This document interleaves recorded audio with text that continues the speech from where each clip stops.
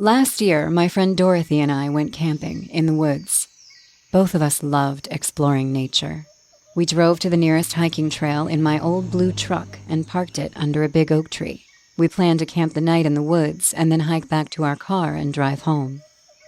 Isn't it wonderful here? Yeah, the sun rays feel so great.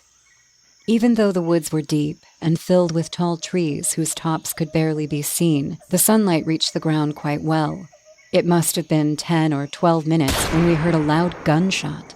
I grew up in the countryside, so I guessed it was the sound of a hunting rifle. What was that? Someone's hunting in the woods, I guess. Dorothy and I stopped and looked around. We were expecting to see the one who was responsible for the gunshot, but there was no one. We didn't hear any footsteps, so ignoring the matter, we started to walk again. This small incident didn't startle me. Like I said, it wasn't our first time camping in the woods. The woods were becoming denser with passing time, so we thought to find a common ground and settle for the night. After walking for half an hour or more, we came near a two-way. 2 small trails headed into the woods, one on the left, the other on the right. We were discussing which path we should take when we heard the crunching sounds of dry leaves. Someone's coming here. Let's wait and see. Maybe we can ask them for directions. Okay. We kept staring at the hiking trails, confused, but we didn't have to wait long. A man came out from the right hiking trail holding a big hunting rifle in one hand and a dead wild boar in the other. Dorothy said in a low voice, "Now we know who shot what." The man didn't notice us at first, as he was walking while keeping his head down. But when he lifted his head and saw us standing in the middle of the jungle, he was shocked. He stopped and stared at us for a while. We stood there like before, waiting for him to walk up to us. Once he moved in front of me, I was finally able to see his face. He had messy hair that hadn't been combed in a long time. A foul body odor was coming from him that made the air around us heavy in a second. Fresh blood was splattered all over his trousers from the dead boar. He smiled, flashing his dirty yellow teeth, and licked his rough black lips without breaking eye contact with me.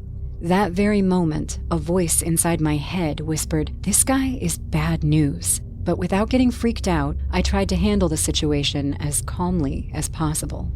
Hello, can you tell us which way we should take? That depends on how deep you want to go. Dorothy and I exchanged a look, understanding the dirty pun in his joke. Anyway, never mind. We'll find our own way. We walked past him, being pissed off, but the man just stood there, holding that same filthy smile. I even turned back to see if he was following us, but he didn't move an inch from the previous spot, standing tall and watching us walk away. After some time, we finally found a spot to camp. It was a small, barren patch of land amidst the woods. Dorothy got busy putting up the tent while I sat down to make a fire. As the night fell, the ambiance of the woods started to change drastically. Crickets were chirping from every bush. The echoing howl of coyotes made the environment chilling. I barbecued a whole chicken, and Dorothy got out some beers. After the long walk and a bizarre encounter with a creepy stranger, my mind was too tired to enjoy the true camping vibe.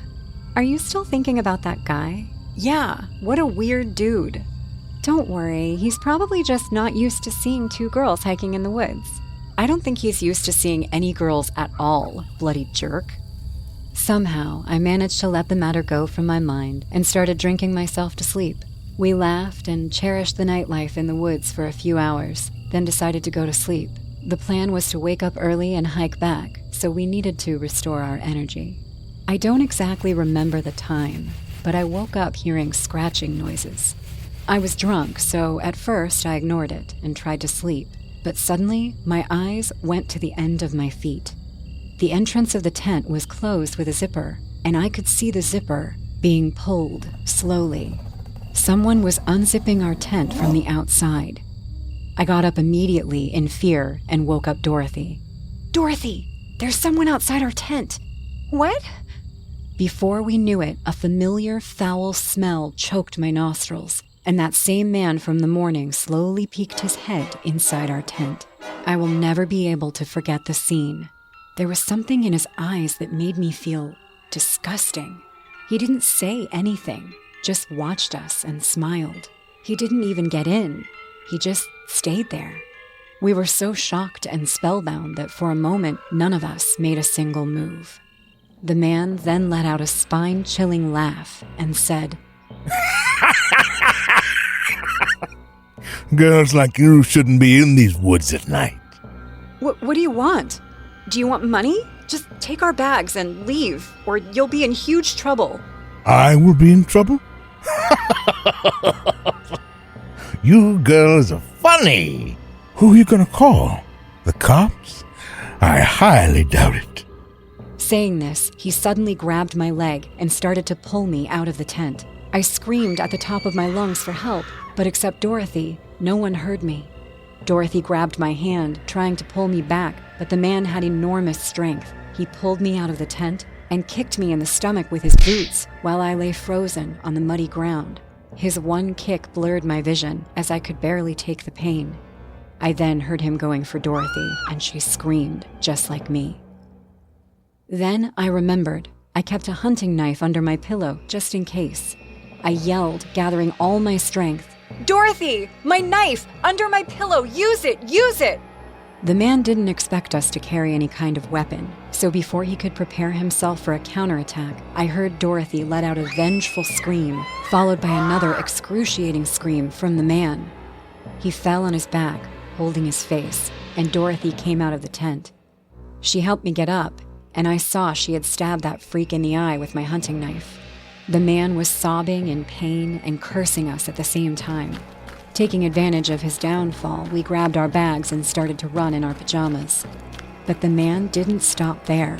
He too got up and, growling in pain, took out the knife from his eye. Dorothy and I watched as he pulled the entire hunting knife from his eye, dripping blood like a fountain. You two skinny bitches. You think you can defeat me? I will cut your skin and hang them dry. I will hunt you down like the wild boars in these woods. We ran for our lives, but the psycho chased us, bleeding from his eye yet holding the knife in his hand. We didn't stop, didn't look back, just ran and ran. When we finally reached the truck, we immediately hopped in. I closed the driver's side door, and the man came rushing at me full speed, trying to get in, but I didn't give him a single chance. Filled with anger and hatred, he walked to the front of our truck and peed on the bonnet while laughing like a crazy lunatic.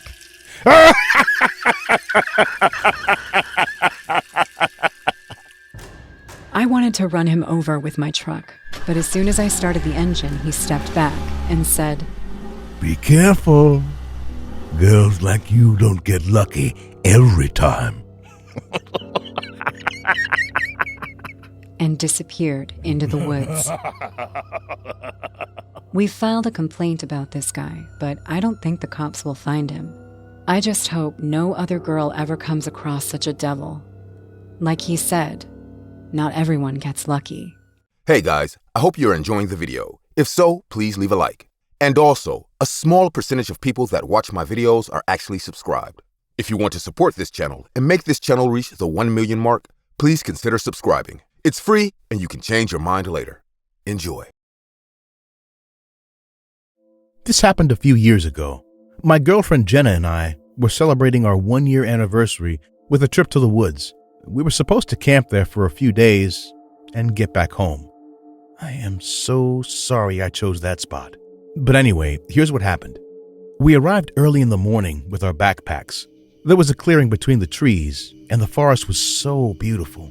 We set up camp, got a fire started, and roasted marshmallows. When it was finally time to go to sleep, Jenna said, Did you know that there's an abandoned prison just half a mile from here? I did know that, but I could already see where this was going. Jenna was a city bug. I've always loved the outdoors, and I had to convince her to come with me. But she was obsessed with abandoned places, malls, hospitals, you name it. She had her own crew and used to do urban explorations with them. I wanted none of it. I had no idea. But before you get any ideas, we should go back to sleep, I said. But I've never done a prison. Come on, it'd be so fun. Listen, It's just the two of us tonight, right? You usually work with a crew. We'd need a whole team to be safe. You and your friends can come back sometime." She got upset with me and rolled her back to me, pretending she'd gone to sleep. The following day, she'd gotten up early and was making breakfast by the fire. Morning, babe. Have some breakfast. She gave me a mug of coffee and some bacon and eggs. So, now that it's daytime, would you come with me to the abandoned prison? Sure, but let's not linger there. We should go back before noon, and we are both taking our hunting knives. We got our backpacks, and we went on our way. I had my flare gun with me in case something happened. After walking for a while, we found it. The building looked like it had survived a hurricane. Some walls were run down, and there were vines growing and bursting through small cell windows. Wow, so cool. It looks like it was built in the 30s. I'm sure we can go in. She was so excited. We approached the gates. They had all rusted away and gave out easily. We went inside. The place was deserted, and strangely enough, the room's doors were all open. The walls were blackened as if there had been a fire, but there was no fire damage outside. We went cell to cell, taking pictures. Jenna was speaking into a voice recorder. That's when we heard a loud bang behind us, like metal against metal. When we looked back, the door we'd come through was closed. What was that? She grabbed her bag and pulled the knife from it. It was a long blade with a very sharp edge. It was heavy, but she knew how to handle it. I held onto my flare gun in one hand and my knife in the other. My knife was longer, but it was thinner, made for piercing rather than cutting. If someone came through, I'd be able to at least temporarily blind them with the flares. But nothing came. "We need to get out of here," I said. She nodded, and we started walking slowly the other way. We couldn't risk going through the door we just used. We reached the end of the hallway. There were paths, left and right. We should stick together. I'm starting to get scared. That may have been an animal, right? Don't know many animals who can shut a door behind them, but I said, sure. I was so mad at her for dragging us here, where we could be having some alone time at the camp. The deeper we went into the prison, the worse things got. We started finding bodies. They were skeletons. They'd been left inside their cells to rot. Something terrible happened here. Maybe there was a riot, I said. Probably. There's fire damage. I'm surprised the structure still stands. We had been going up, using staircases to try to reach the roof. Maybe if we got the lay of the land, we could orient ourselves, and I could use the flares to signal for help. There was something wrong here. One of the cells had several skeletons inside, as if they'd been thrown there. The smell was terrible.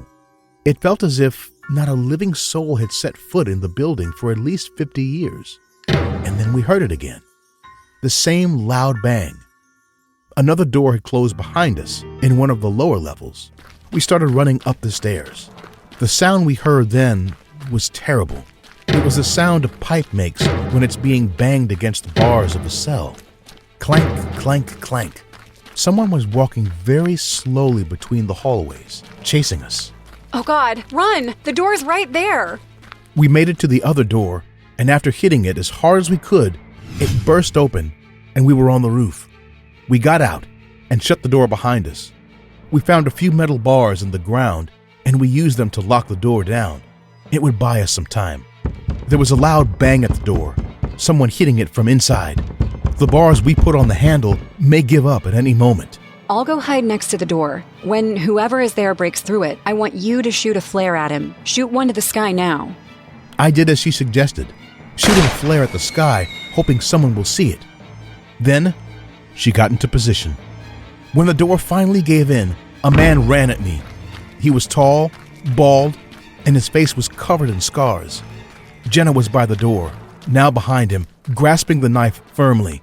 I took aim and shot. The flare hit the man in the eye, blinding him. He let out a harrowing scream. Hey, ugly! When he turned around, Jenna slashed his face with her knife. He grabbed his face, tripped on some debris, and fell flat on his ass. Good job, babe, I yelled, but it was a short-lived triumph. The man grabbed Jenna by the ankle and got up quickly. throwing her to the ground.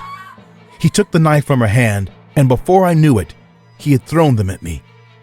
I raised my arm to cover myself, but the knife caught my arm, sending a shockwave of pain through my body. I fell to the floor, and I nearly passed out from the pain. But now he was moving toward Jenna. No, get away from me! Get the hell away from me!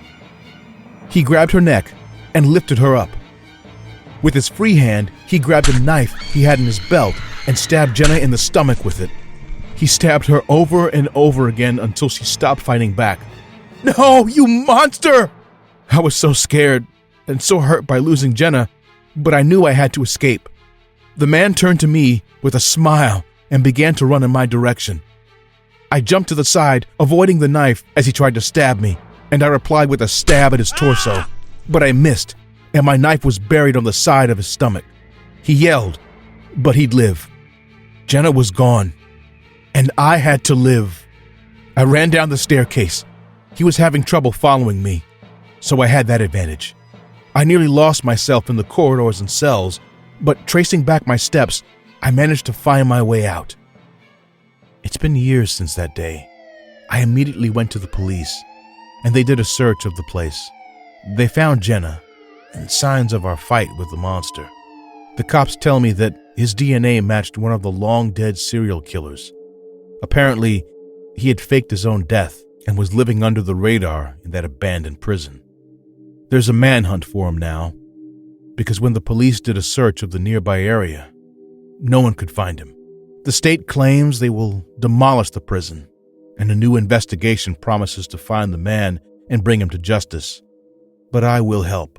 I'm going to find him and make him pay. It was our yearly tradition. Every July, after the 4th, we pack our bags, jump on Mike's old truck, and we go camping for about a week. This time there were 6 of us, instead of the regular 5. We've been doing this since our junior college year, and it was always the 5 of us: Mike, Jason, Carl, Patrice, and me. However, this time around, Mike decided to bring his new girlfriend, Samantha. We couldn't say no. Mike owns the truck, and apparently, Samantha had just been through a really tough time with her family. Her father had gone to jail for tax evasion, and she needed a break. So we decided to be nice about it, even though none of us had ever met her or even seen a picture of her. She'd only been dating Mike for a month. The second we saw her, I got a very bad feeling about that trip.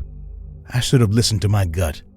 She was very skinny, almost like a skeleton, and her skin was extremely pale.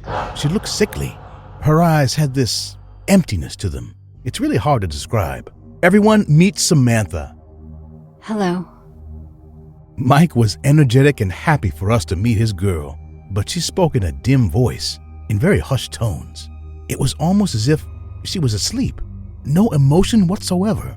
The other guys introduced themselves, and we were on our way. Having a girl over changed our entire group's dynamic. We couldn't talk about the things we wanted to talk about, and it was very annoying. Something weird was that she seemed to realize this, giving each of us weird looks through the rearview mirror. A few hours later, we made it to camp. It was a beautiful clearing in the Californian redwoods. It was the height of summer, the hottest day of the year, so we got plenty of sunscreen and got to work setting up our tents. There was one for each of us. All right, I'm out to get some firewood so we can get that fire started. Cool. I'm heading to the river. Let's see if I can catch some fish. Cool? Cool. I can help you with the fish, Carl. I'm a really good fisher. Everyone kind of froze when they heard her. She had been quiet for most of the trip upstate, and now she wanted to help with fishing? We'd be surprised if she even had the strength to lift a fishing rod. But Mike smiled at us nervously, and Carl said, "Sure, let's go." I helped the others set up camp, and we went about our day. Patrice, Mike, and me stayed behind. Hey guys, thank you for being cool about Samantha being here. It's been difficult for her family, losing their father like that. What is it that he did? Did I hear something about taxes? Yeah, his company had been messing around with that, and they caught them. They lived in Florida, but they moved out here to California. That's weird. Why would they leave him? They won't even visit? I don't know. She doesn't want to talk about it. And I respect that. She'll open up when she's ready. He sounded defensive, so we dropped it. The sun started going down when Patrice asked, "Where are they? Guys sure are taking their time to get some wood and some fish." "Yeah, that's weird. Let's go, Dave. Hey, Pat, you mind staying here? We'll follow the river and see if we can find Carl before it gets dark." "For sure." We started walking toward the nearby river. It was Carl's favorite fishing spot. We were walking along the shore when we saw a small bundle of yellow and green clothes. It was between the rocks. "What the hell? Mike, is that Carl's jacket?" "Damn, I think it is. Let's go." When we came close enough, we saw it was Carl, lying face down. The water around him was red. He was partially submerged in the river. Next to him, the fishing rod and a bucket full of fish. No sign of Samantha. "No, God damn it, no!" We ran at him and turned him around. To our horror, his eyes were open, and he had a huge cut on his throat. He had bled to death. "No! Carl, no! Please!" I was horrified, but we had to go. Our cells were back at camp, and we needed to alert the others. Mike, let's go. We have to let the others know. Someone just killed Carl. Let's go!" I had to use all my strength to physically pull Mike away from Carl's body, but eventually I managed to do it. He was crying so much. Carl was his best friend. They'd grown up in the same street, same school, same college. We started running back to camp. When we arrived, I explained everything to Patrice. He was horrified. We immediately grabbed our phones and called 911. We explained what we found to the dispatcher, and they told us they'd send the rangers to check it out. A moment later, we heard a rumble in the bushes, and Jason emerged with horror in his eyes. His face was covered in cuts, and he was holding his arm, which was bleeding profusely. "Oh my God, Jason, what the hell happened to you?" Jason looked at him, enraged. "Oh, you won't know what happened? Your psycho girlfriend did this to me when I was chopping wood. I heard some noise, turned around, and there she was, holding a knife. She attacked me." "What? No way." It made so much sense. She'd attacked Carl when he was distracted fishing and tried to kill Jason too. Patrice got back on the phone with 911, but before any of us could react, we heard another noise coming from the bushes, and suddenly, Jason was very still. His eyes were open wide, and his whole body seemed stiffened. A moment later, he fell to the ground, face forward. There was an axe, his favorite axe, buried in his back. We all screamed in terror. It had gone dark completely, and we had no fire. So we grabbed our flashlights and pointed them at the bushes. No sign of her. Samantha had just killed Jason. Oh, God! We ran to the truck and got it started. We sped down the road, leaving everything behind. Then Mike's phone rang. It was Samantha. He answered and put her on speaker. Baby, come back. I miss you, and I miss your friends. "You're sick! You're so sick, Samantha!" I guess. Like father, like daughter, right? "What do you mean?" You're so innocent. You really believed it, the whole tax evasion thing. A chill ran down my spine. My father didn't have a company. He was a normal guy. But he killed my little sister, and he beat me most of my life. I guess I turned out like him. Carl never saw it coming. Jason was silly. Jason fought. "I hate you! I'll get every cop in the state to chase after you. We already called them, and we're driving back to the city right now." Yeah, I assumed you would. I bet you're going really fast, aren't you? Have you tried slowing down? We were going at more than 110 miles an hour down a highway. Mike stepped on the brakes. Nothing happened. "Oh my God! Oh God!" What's wrong, sweetheart? Can't stop? She had cut our brakes. We were doomed. We heard her laughter on the phone. There was a curve coming up, and we had no way of stopping. Mike lost control of the wheel, and everything went black. I woke up at the hospital. The doctors explained to me that I had severe fractures, but I'd be okay with therapy. Patrice was dead. It was the crash. He died on impact. As for Mike, the paramedics found him with its throat slashed. The doctor also told me there was a police officer outside. When he came in, he explained that they identified Samantha as Jessica Smith, and she had a warrant for her arrest in 3 states. This was the first time she killed someone. The cop told me she probably thought I was dead, and so she let me go. I went home after a few days. All my friends were gone. A few months later, I got a text from an unknown number. The area code was the same as mine. It read, "I loved going camping with you all, but don't think for a second that I forgot about you. See you soon."